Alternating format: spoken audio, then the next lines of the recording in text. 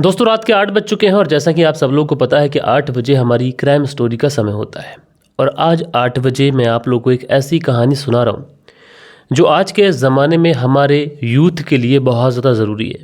दोस्तों हर किसी की किस्मत सीमा हैदर की जैसी नहीं होती, क्योंकि दोस्तों एक मूवी आई थी वीर और ज़ारा। वीर और ज़ारा मूवी में आप लोगों ने देखा था कि शाहरुख खान को एक पाकिस्तानी लड़की से मोहब्बत हो जाती है। वो उससे मिलने के लिए पाकिस्तान जाता है और वहाँ पर अपनी तमाम ज़िंदगी जेल में गुजार देता है। आज की जो कहानी मैं आप लोग को सुनाऊंगा, इस कहानी की जो सिमिलैरिटी है कहीं ना कहीं वीर ज़ारा मूवी से मिलती जुलती है, अगर कुछ पार्ट्स हटा दिए जाएं तो। कहानी एक 32 साल के नौजवान लड़के की है जिसका नाम हामिद अंसारी है। उम्र इसकी लगभग 32 साल, मुंबई का रहने वाला है। अच्छे खासे संपन्न परिवार से ये है। माँ जो है वो स्कूल में, कॉलेज में वाइस प्रिंसिपल हैं। पिता जो हैं वो बैंकिंग में जॉब करते हैं। एक बड़ा भाई है और जो हामिद अंसारी है ये खुद एक इंजीनियर है। और इसकी इंजीनियर जब इसने इंजीनियरिंग कंप्लीट कर ली थी तो उसके बाद में इसकी नौकरी भी लगी थी एज ए लेक्चरर, यहाँ पर पोस्टेड भी हुआ था। बात कर रहा हूँ मैं साल 2011 की। अब साल 2011 में इंटरनेट जो था वो आ चुका था। उस समय लोग फेसबुक के बहुत ज़्यादा शौकीन थे। फेसबुक पर लोग बात किया करते थे, एक दूसरे से फ्रेंडशिप किया करते थे, ज़्यादातर ढूंढ ढूंढ कर लड़कियों को रिक्वेस्ट भेजा करते थे। ऐसा मैं पर्सनली बोल रहा हूँ कि क्योंकि उस दौर में मैंने भी फेसबुक चलाया है। अब साल 2011 का ये वक्त था और जो हामिद था अपनी ज़िंदगी के कामकाज से फ्री होकर शाम के वक्त में ये अपने मोबाइल के पन्ने पलटा करता था। स्क्रॉल करते करते एक लड़की से इसकी मुलाकात हो जाती है। जिस लड़की से इसकी मुलाकात होती है, हाय हेलो होती है, दोनों के बीच में दोस्ती हो जाती है। और दोस्ती जो थी वो समय के साथ में प्यार में बदल जाती है। हालांकि हामिद को शुरुआत में ये नहीं पता था कि जिस लड़की से वो बात कर रहा है वो लड़की पाकिस्तान की रहने वाली है, और ना उस लड़की ने बताया था कि वो पाकिस्तान की रहने वाली है। अब धीरे धीरे इनकी जो बातचीत का सिलसिला था वो आगे बढ़ चुका था। बातचीत होती थी। जब कभी भी ये जो व्यक्ति हामिद अंसारी, मुंबई का रहने वाला, जब कभी भी अपने कामकाज से फारिग होता, मोबाइल खोलता, मोबाइल खोलने के बाद में उस लड़की को तुरंत मैसेज कर देता, बातचीत होने लगती। अच्छा, धीरे धीरे ये जो बातचीत थी अब कॉल तक भी पहुंचती है, सारी ही चीज़ें होने लगती हैं। लेकिन दोस्तों जब हामिद अंसारी इस लड़की से मोबाइल नंबर मांगता है तो हामिद अंसारी को ये पता चलता है कि ये लड़की तो पाकिस्तान की रहने वाली है। यानी हामिद अंसारी को ये बाद में पता चला था। ये जो लड़की थी ये पाकिस्तान के पेशावर के पास में एक जगह लगती है खैबर पख्तूनख्वा। और दोस्तों खैबर पख्तूनख्वा के बारे में मैं आप लोगों को बता दूं, एक चीज़ बहुत ज़्यादा फेमस है वहाँ की, कि यहाँ पर जो लोग रहते हैं उनके कुछ ऐसे नियम कानून हैं जिसमें लड़कियों के ऊपर बहुत ज़्यादा बंदिशें हैं। यानी बहुत ज़्यादा पिछड़ा हुआ ये इलाका है खैबर पख्तूनख्वा। लड़कियों के ऊपर बहुत ज़्यादा बंदिशें हैं। वो अपनी मर्ज़ी से किसी से शादी नहीं कर सकती, ज़्यादा उनको पढ़ाया लिखाया नहीं जाता है। जैसा माँ बाप बोलते हैं वैसा ही लड़कियों को करना पड़ता है। और ये जो इलाका है ये ऑनर किलिंग के लिए भी बहुत ज़्यादा बदनाम है। यहाँ पर लोग बाग अपनी इज्जत के लिए अगर लड़की कोई गलत काम कर देती है तो उनकी हत्या तक कर देते हैं। तो इस तरीके का ये बदनाम इलाका खैबर पख्तूनख्वा, और यहीं की रहने वाली ये लड़की। अब कहीं ना कहीं ये जो लड़का था जब इससे बातचीत लगातार करता रहता है, समय यूं ही गुजरता रहता है। साल 2011 में ये सिलसिला शुरू हुआ था और उसके बाद में समय जब गुजरता जाता है, 2-4 महीने गुजर जाते हैं बातचीत करते करते। अब इस लड़के को लगता है कि इस लड़की से मिलना चाहिए। अब मिलना चाहिए तो क्या किया जाए, इसलिए इस लड़के ने फैसला किया था कि इस बारे में ये अपने घर वालों को कुछ भी नहीं बताएगा। और इसने अपने घर वालों को ना कुछ बताया। चुपके चुपके ये पाकिस्तान के वीज़ा के लिए ट्राई करने लगता है। साल 2011 में ये पाकिस्तानी वीज़े के लिए अप्लाई करता है। दिल्ली में पाकिस्तानी एम्बेसी में वीज़ा लगाता है। लेकिन दोस्तों इसकी जो मुश्किलें थीं वीज़े को लेकर, वीज़ा मिलने को लेकर, ये कम होने का नाम नहीं ले रही थी। क्योंकि इंडिया और पाकिस्तान, इसमें वीज़ा एक दूसरे देश का मिलना बहुत ज़्यादा मुश्किल होता है। क्योंकि बहुत सारी चीज़ें होती हैं जो देखना पड़ती हैं। क्योंकि दोनों देशों के बीच में कई बार ऐसी चीज़ें हुई हैं जिसकी वजह से जो हमारा देश है वो भी बचता है इन सारी चीज़ों से।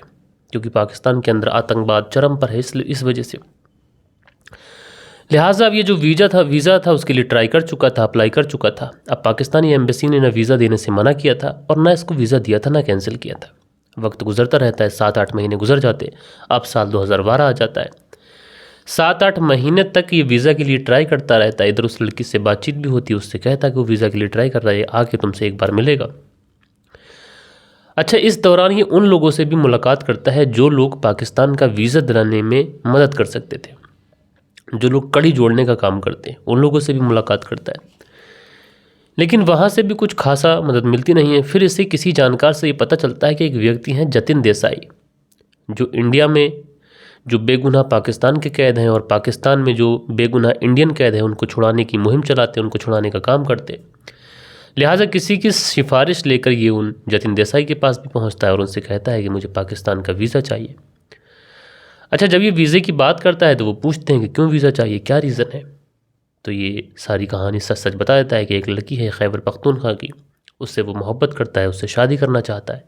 दोनों ने एक दूसरे के साथ में कस्में और वादे ले लिए। अच्छा, वो इसकी बात सुनते हैं तो थोड़ा सा मुस्कुराते भी हैं और उसके बाद में इससे कहते हैं कि तुम अपनी करियर पर ध्यान दो, क्यों बेवजह की चीज़ों में पड़ रहे हो। एक लड़की, वो भी पाकिस्तान की, वो भी खैबर पख्तूनख्वा की, बस तुमने बात की है ना, एक दूसरे को सही से जानते हो, तो चीज़ें कॉम्प्लिकेटेड भी हो सकती है। लेकिन ये जो लड़का था जिसका नाम हामिद अंसारी था, इसका दिल मानता नहीं है और ये वीज़ा के लिए ट्राई करता रहता है। अब समय गुजरता जा रहा है और इस लड़के को कहीं से भी कोई वीज़ा नहीं मिल रहा है। अब उसके बाद में ये तमाम लोगों से मिलता है, फिर थोड़ा सा और खंगालने की कोशिश करता है। अब पाकिस्तान में कुछ लोगों से बातचीत करना शुरू करता है, कोई ऐसा मिल जाए पाकिस्तान से जो वीज़ा दिलवा दे। उस लड़की से भी कहता है कि पाकिस्तान में अगर ऐसा कोई हो तो वीज़ा दिलवा दे। अच्छा, इसी बीच में वो लड़की एक मैसेज करती है और कहती है कि मेरे जो घर वाले हैं वो मेरी शादी ज़ोर ज़बरदस्ती कहीं और कर रहे हैं और मैं उस लड़के से शादी करना नहीं चाहती, तो अगर तुम मुझसे मोहब्बत करते हो तो मुझे बचा लो और मुझे अपने साथ ले जाओ। अब इस लड़की की टेंशन, हामिद अंसारी की टेंशन और ज़्यादा बढ़ती है। अब ये उन पाकिस्तानी लोगों से जिनसे दोस्ती हुई थी उनसे और रब्ता करता है, उनसे और बातचीत करता है। अच्छा, पाकिस्तानी जो लोग होते हैं, कई लोग तो मदद के लिए कोशिश भी करते हैं लेकिन मदद हो नहीं पाती। वहीं से एक ऐसा पाकिस्तानी होता है कि वो इससे कहता है कि देखो, वीज़ा तो मिलने से रहा, तुम वीज़े के चक्कर में पड़े रहोगे और इधर तुम्हारी महबूबा को कोई और ले जाएगा, तुम इंडिया में ही पड़े रहना। अब हामिद अंसारी कहता है कि क्या करूं यार, वीज़ा तो है नहीं। तो उसके बाद में वो पाकिस्तानी लड़का कहता है कि देखो, तुम ऐसा करो, दूसरा रास्ता अपनाओ, तुम अफ़गानिस्तान आ जाओ, क्योंकि अफ़गानिस्तान का वीज़ा इंडिया से बहुत ईजिली मिल सकता है और अफ़गानिस्तान तुम एक बार आ जाओगे तो अफ़गानिस्तान से पाकिस्तान में इंटर करना बहुत आसान है और वो हम सब कुछ मैनेज कर लेंगे। अच्छा, ये वाला जो रास्ता था ये हामिद अंसारी को थोड़ा अच्छा लगता है। हामिद अंसारी कहता है कि हाँ, ये रास्ता ठीक है, यही मैं ट्राई करूँगा। अब चूंकि घर पे तो इसने बताया नहीं था, घर वालों को ना कुछ इल्म था ना कुछ पता था कि कोई लड़की है, उससे हामिद अंसारी पाकिस्तान की लड़की से बात करता है, पाकिस्तान जाने का ट्राई कर रहा है, अब अफ़गानिस्तान के थ्रू जाना चाहता है, ऐसा कुछ घर वालों को पता नहीं था। लेकिन फिर हामिद अंसारी जब अफ़गानिस्तान जाने के बारे में सोचता है तो ये अपने घर वालों को बताना बेहतर समझता है, लेकिन अपने घर वालों को किसी और तरीके से बताता है। हामिद अंसारी अपने घर वालों को बताता है कि देखो, अफ़गानिस्तान में काबुल में एक एयरलाइंस के थ्रू मुझे ये पता चला है कि एक बड़ी कंपनी है और एयरलाइंस कंपनी है, उसमें मुझे जॉब मिल सकती है, वहाँ पे काबुल में इंटरव्यू है, तो इंटरव्यू देने जाऊँगा, उसके बाद वापस आ जाऊँगा, उसके बाद जो होगा देखा जाएगा। लेकिन दोस्तों, अफ़गानिस्तान के जो हालात थे ये 2012-11 में भी उतने अच्छे नहीं थे। तालिबान अब भी वहाँ पर है, जब भी वहाँ पर था, तो इस वजह से घर वाले थोड़े डरते भी हैं। लेकिन ये जो लड़का था इसका तो मकसद कुछ और था, क्योंकि इसको जो करना था उस बारे में इसने अपने घर वालों को थोड़ी ना बताया था। तो किसी तरीके से ये हामिद अंसारी अपने घर वालों को कन्विंस कर लेता है। उसके बाद में ये निकल जाता है अफ़गानिस्तान के लिए। अफ़गानिस्तान पहुंचता है। अफ़गानिस्तान पहुंचने के बाद में इसकी उन दोस्तों से बात होती है जो नेट के ज़रिए पाकिस्तान के इसके दोस्त बने थे, उनमें से बात होती है। वो लोग अफ़गानिस्तान से इसको निकाल कर पेशावर के रास्ते से बॉर्डर के अंदर पाकिस्तान के अंदर ले आते हैं और वहीं पर इसके जेब में एक पाकिस्तानी आई कार्ड रख देते हैं बनवा कर कि अगर कहीं ज़रूरत पड़ जाए तो ये दिखा देना। बाकी कुछ और ज़रूरी कागजात जो थे वो उन्होंने फ़र्जी बनवाए थे इसके। उसके बाद में ये उसे लेते हैं, लेने के बाद में ये निकलते हैं और पहुंच जाते हैं खैबर पख्तूनख्वा। खैबर पख्तूनख्वा में ये उसे अपने घर में ही रखते हैं। 3 दिन तक ये हामिद अंसारी उन्हीं लोगों के घर में रहता है। जब 3 दिन का समय गुजर जाता है तो उसके बाद में हामिद अंसारी कहता है कि अब चलना चाहिए, उस लड़की को बचाना है, उस लड़की के गाँव चलना चाहिए। लेकिन जो 3 लड़के इस हामिद अंसारी को अफ़गानिस्तान से पाकिस्तान में लेके आए थे, खैबर पख्तूनख्वा में लेके आए थे, उन्हीं में से एक व्यक्ति पुलिस को ये डाटा लीक कर देता है, ISI को, यानी जो पाकिस्तान की खुफिया एजेंसी है, कि एक इंडियन है, इस तरीके से इलीगल तरीके से वो आया हुआ है पाकिस्तान के अंदर और वो जासूस है। जब ये सारी चीज़ें पता होती हैं, इधर ये निकलता है उस लड़की के गांव जाने के लिए। अब रास्ते में ही पुलिस की एक टीम इसका इंतज़ार कर रही थी। अब शुरुआत में तो इसको समझ नहीं आता है कि ये पुलिस की टीम क्यों खड़ी हुई है। ये जाता है, वो उधर इसे रोकते हैं। रोकने के बाद में इसकी तलाशी वगैरह लेते हैं। तलाशी लेते हैं तो इसकी जेब से जो पाकिस्तानी आईडी कार्ड बनाया था फर्जी, वो मिलता है। कुछ और अन्य कागजात जो फर्जी तरीके से मिलते हैं। उसके बाद में वो लोग बताते हैं कि हम तुम्हारा ही इंतज़ार कर रहे थे। अब हामिद अंसारी को ये समझ आ चुका था कि उसके साथ धोखा हो गया है, मुखबरी पहले ही हो चुकी थी। लिहाजा वो इससे पूछताछ करते हैं और पूछताछ में ये सारी चीज़ें बता देता है, क्योंकि इसका मकसद साफ था। ये किसी बदनीयती से पाकिस्तान के अंदर नहीं गया था। ये बस एक लड़की से मोहब्बत करता था। उस लड़की की मोहब्बत में आकर ये पाकिस्तान गया था, क्योंकि उसकी शादी होने वाली थी और उसकी शादी को ये रोकना चाहता था और उससे खुद शादी करना चाहता था। लेकिन दोस्तों, कहा जाता है ना, मोहब्बत, जज्बात, ये सारी चीज़ें कहीं ना कहीं बॉर्डर के उस पार धरी की धरी रह जाती हैं। लिहाजा इसको पाकिस्तानी सेना के हवाले कर दिया जाता है। अब दोस्तों, हामिद अंसारी की मोहब्बत की बात सबने सुनी, लेकिन यकीन किसी ने नहीं किया। पाकिस्तानी सेना के हवाले हो चुका था। अब उसके बाद में इससे पूछताछ का सिलसिला शुरू होता है। पूछताछ का सिलसिला शुरू होता है, साथ के साथ में इसे टॉर्चर करना भी ये लोग शुरू करते हैं। इससे पूछते हैं कि तुम यहाँ पर कैसे आए, क्यों आए, क्या मतलब है। तो ये बस वही चीज़ें बताता है जो सच था और बाकी कोई बात नहीं करता है। लेकिन दोस्तों, उसके ऊपर वो जुल्म, वो सितम वहाँ पर किए जाते हैं कि कई बार तो उसको इतना मारा जाता है कि ना खाने को दिया जाता है और कई कई दिन उसे भूखा बस खड़ा रखा जाता है। अब नवंबर दिसंबर का महीना चल रहा था और इसके जिस्म पर एक भी कपड़ा नहीं और 7 से 8 दिन इसको खड़ा रखा गया और आंखों पर पट्टी बांध दी गई। ज़रा सा थकता अगर बैठने की कोशिश करता तो वार कहाँ से होता है इसके जिस्म के ऊपर पता ही नहीं चलता। इसको एक तहखाने के अंदर रखा गया, जहाँ पर दिन कब होती, रात कब होता, इसे कुछ पता ही नहीं था। दिन और रात के चक्कर से ये एकदम से बेमहरूम था। बस इसे मार मिल रही थी और दूसरी चीज़ ये थी कि इसे खाना भी नहीं मिलता था। वो लोग कहते थे, एक तो तुम जासूसी करने आए, ऊपर से हम तुम्हें खाना भी दें। लिहाजा इसी तरीके से ये जो पूछताछ, टॉर्चर का जो सिलसिला होता है, ये महीनों तक चलता रहता है। 7-8 महीने इसमें गुजर जाते हैं। अब 7-8 महीने जब गुजरते हैं, टॉर्चर इस तरीके से होता रहता है। इतना परेशान था कि ज़िंदगी दोबारा मिलेगी भी या नहीं मिलेगी, इस सोचने तक की ताकत इसके अंदर नहीं बची थी। लिहाजा 7-8 महीने का जब समय गुजर जाता है तो वहाँ के जो अफसर होते हैं वो कहते हैं कि तुम्हारे बारे में छानबीन कर ली गई है, तुम बेगुनाह हो, लिहाजा तुम्हें छोड़ दिया जाएगा और 2-3 महीने के अंदर तुम अपने घर चले जाओगे। अब थोड़ा सा खुश भी होता, लेकिन इसी बीच में जो अफसर तहकीकात कर रहा था उसका ट्रांसफ़र होता, दूसरा अफसर आ जाता। जब दूसरा अफसर आता तो वो अपने तरीके से शुरू से पूछताछ करता। दोस्तों, ये सब करते करते साल 2012 की ये बात थी और 3 साल का लंबा अंतराल गुजर जाता है। इसे टॉर्चर सहते सहते अब साल 2015 आ चुका था, क्योंकि नया अफसर आता और वो अपने तरीके से पूछताछ करता। पुराने अफसर का ट्रांसफ़र हो जाता तो वो अपने तरीके से पूछताछ करता, कैसे आए, क्यों आए, क्या रीज़न था। इसी में सालों का लंबा समय गुजर चुका था। अच्छा, शुरुआत में हामिद अंसारी जब अपने घर वालों को ये बता कर गया था कि वो अफ़गानिस्तान जॉब इंटरव्यू के लिए जा रहा है, और जब वो पाकिस्तान पहुंच गया था तो 3 दिन तक उसने नेट के ज़रिए अपने घर वालों से बात की थी। उसने ये नहीं बताया था कि वो पाकिस्तान के अंदर है, लेकिन उसने ये बताया था कि हाँ, वो अफ़गानिस्तान ठीक ठाक पहुंच गया है और इंटरव्यू हो गया है और जल्द ही लौट आएगा। लेकिन जैसे ही उसको पकड़ा जाता है, जासूसी का इल्ज़ाम उसके ऊपर लगाया जाता है, वो जेल के अंदर जाता है तो नेट से भी संपर्क टूट जाता है, मोबाइल से भी संपर्क टूट जाता है। अब घर वालों से बातचीत नहीं होती है। अच्छा, जब हामिद अंसारी गया हुआ था नवंबर के महीने में, तो दिसंबर के महीने में उसके भाई खालिद अंसारी की शादी भी थी। लेकिन खालिद अंसारी जो बड़ा भाई था, उसने शादी करने से इनकार कर दिया। उसने ये कहा कि जब तक उसका भाई नहीं मिल जाएगा जब तक वो शादी नहीं करेगा। इस वजह से शादी भी टूट जाती है। अब दोस्तों, 3 साल तक घर वाले भटकते रहते हैं, पता नहीं चलता है। लेकिन फिर घर वाले सोचते हैं कि आखिरकार ये गया कहाँ। फिर उसके बाद में इसके मोबाइल, इसके व्हाट्सएप जो इसके मेल थे और जो इसके फेसबुक अकाउंट थे, ये सारी चीज़ें खंगालने की कोशिश करते हैं। तो एक जगह घर वालों को इसकी चैटिंग मिल जाती है और उस चैटिंग को जब घर वाले पढ़ते हैं तो वो समझ जाते हैं कि ये पाकिस्तान में खैबर पख्तूनख्वा में एक लड़की है, उसकी मोहब्बत में गिरफ़्तार होकर ये पाकिस्तान पहुंच गया है। क्योंकि उसमें कुछ लफ्ज़ ऐसे थे कि हाँ, मैं आऊँगा, मैं बचाऊँगा, जल्दी आऊँगा, शादी करूँगा, इस तरीके की बातें थीं। तो फिर घर वालों को लगा कि ये पाकिस्तान चला गया। अब घर वाले करें तो करें क्या, जाएँ तो जाएँ कहाँ।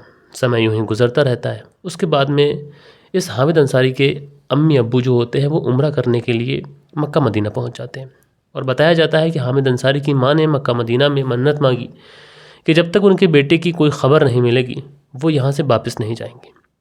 और इसी दौरान उनकी मुलाकात पाकिस्तान एक लेडी जर्नलिस्ट होती है। जब उस लेडी जर्नलिस्ट से उस माँ की मुलाकात होती है तो सारी बात बताती है कि इस तरीके से मेरा लड़का खैबर पख्तूनख्वा में एक लड़की, उस लड़की की मोहब्बत में गिरफ़्तार होकर ये पाकिस्तान पहुँच गया और न जाने वो कहाँ है।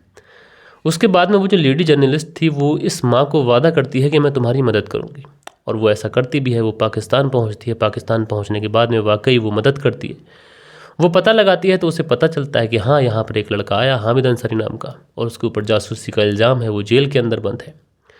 अच्छा, घर वालों को भी ये बात पता चल जाती है उस लड़के के थ्रू, लड़की के माध्यम से। अब ये लोग जो थे वो परेशान होते हैं, तो जो जतिन देसाई होते हैं उनसे भी मिलते हैं। अब इधर जो जतिन देसाई थे वो उनके पाकिस्तान में कुछ अन्य जानकार थे तो उनसे मुलाकात करते हैं, उनसे बातचीत करते हैं कि इस तरीके से एक लड़का जो कि आया हुआ है पाकिस्तान, उसके ऊपर इस तरीके का इल्ज़ाम लगा दिया गया। अच्छा, अब इस लड़के के बारे में ये भी पता चल जाता है कि इस लड़के को कौन सी जेल के अंदर रखा गया है। अब इधर घर वाले परेशान हैं, हर तरीके की कोशिश कर रहे हैं। उधर जो थे वो हामिद अंसारी को बिना किसी मुकदमे के 3 साल तक जेल में रखा जाता है। 3 साल तक जेल के अंदर टॉर्चर किया जाता है। अब इधर से जब लगातार बातचीत आगे बढ़ाई जाती है, उधर से भी कुछ जर्नलिस्ट कुछ ऐसे थे जो फिर बाद में इमरान खान जो थे वो करतारपुर कॉरिडोर पर, तो यहाँ से भी कुछ बड़े बड़े जर्नलिस्ट गए थे और उन्होंने इमरान खान से इस हामिद अंसारी के बारे में बात की थी। तो इमरान खान ने कहा था कि ठीक है, मैं इसमें देखूँगा, मदद करूँगा। और दोस्तों उसके बाद में पाकिस्तानी आर्मी के कोर्ट में इस हामिद अंसारी का फ़ैसला पहुंचता है और उसमें हामिद अंसारी को 3 साल की सज़ा सुनाई जाती है। 3 साल की सज़ा इसलिए नहीं सुनाई जाती है कि हामिद अंसारी जासूस था। अगर 3 साल की सज़ा इसलिए सुनाई जाती है कि हामिद अंसारी इलीगल तरीके से पाकिस्तान में घुसा और उसने इलीगल तरीके से कुछ डॉक्यूमेंट्स बनाए। लेकिन दोस्तों अगर हामिद अंसारी के ऊपर जासूसी साबित हो जाती तो शायद हामिद अंसारी भारत ना लौट पाता। उसके बाद में हामिद अंसारी साल 2018, यानी मैं बताऊं आपको तो ये 2018 में 18 दिसंबर थी जब हामिद अंसारी को रिहा किया गया। उसके बाद में हामिद अंसारी के बड़े भाई, हामिद अंसारी की माँ, ये सब बॉर्डर पे इंतज़ार कर रहे थे। उसके बाद में हामिद अंसारी को रिहा किया जाता है साल 2018 में। हामिद अंसारी आता है, सुषमा स्वराज भी मिलती हैं, वो गले से भी लगाती हैं हामिद अंसारी को। बड़ा भावुक लम्हा ये था। दोस्तों इस वीडियो के माध्यम से, इस कहानी के माध्यम से मैं आप लोगों से सिर्फ एक बात कहना चाहता हूँ। देखो इसमें 2 चीज़ें हैं। हामिद अंसारी जिस लड़की से मिलने के लिए पाकिस्तान गया था तो इसमें एक टीस रह गई।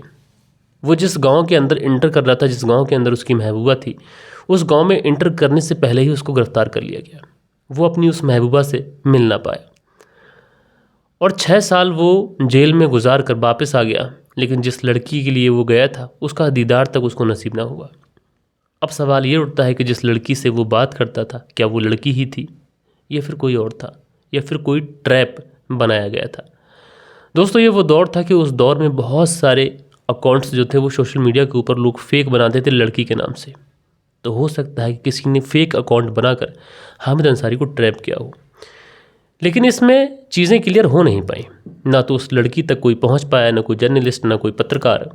दूसरी चीज़ ये कि ना उस लड़की की कोई वॉइस थी, ना कोई तस्वीर। एंड थर्ड चीज़ ये थी कि जिन लोगों ने अफ़गानिस्तान से उसको पाकिस्तान में इंटर कराया था, ना उन लोगों से कोई बातचीत की गई। तो इस तरीके से ये पूरा जो केस था वो सामने आया। तो दोस्तों सोशल मीडिया के ऊपर बहुत ज़्यादा सतर्क सावधान रहने की ज़रूरत इसलिए है कि सोशल मीडिया एक माया जाल है और इस माया जाल में इंसान अगर एक बार फंस जाता है तो फिर उसके लिए ज़िंदगी बड़ी मुश्किल हो जाती है।